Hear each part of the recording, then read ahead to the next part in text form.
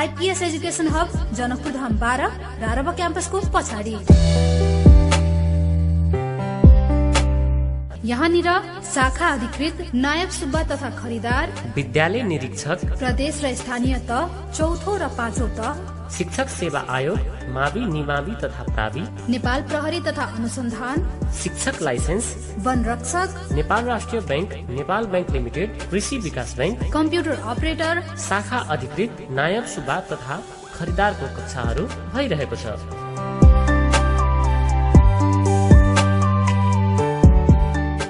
त्यति मात्रै होइन, नेपाल विद्युत प्राधिकरण तथा राष्ट्रिय वाणिज्य बैंक लगायतका सबै सार्वजनिक संस्थाहरूको विशेष तयारी पनि गराइन्छ।